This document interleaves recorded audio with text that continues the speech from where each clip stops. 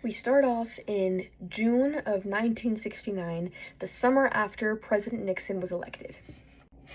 President Nixon, is it true that you just declared drugs public enemy number one? How does this have to do with your campaign, and what are you planning on doing about this issue?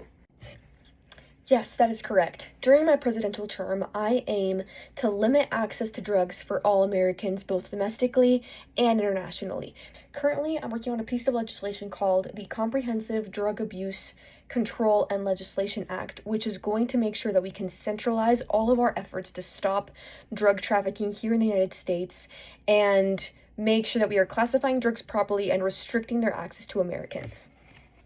But how are you planning on doing this? And do you think that there's going to be any negative backlash? Do you think that there's already a lot of addicted people in America? What do you say about all of this? What are your plans?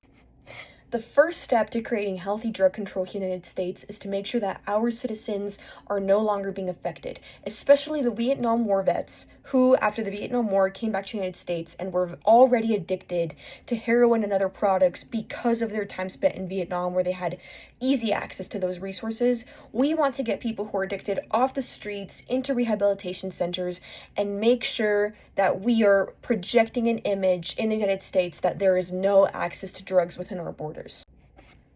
Also, to stop access to drugs from within our borders, we are making sure that we pass something called the Controlled Substances Act, which makes sure that we are classifying drugs based on how easily they are to be accessed and also how potential the negative fallout from use is. For example, drugs such as heroin or opium, those are all going to be a 5 on the scale versus common drugs such as Tylenol or household medication, those are going to be a 1. By classifying these drugs this way, we are ensuring that the United States population can no longer take drugs from the general market.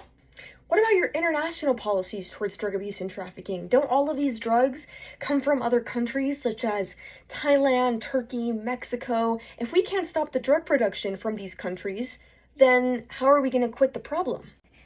That is a great question. I am going to work with different governments, including the governments of Thailand and Turkey, to cut off drug production at the source. This is going to include making sure that people who live in those areas who are farmers and survive off of the production of these crops either get other crops sent to them, or that we buy their stock of product, or that we order them to destroy it once we've bought it from them, to make sure that those are no longer coming into the United States.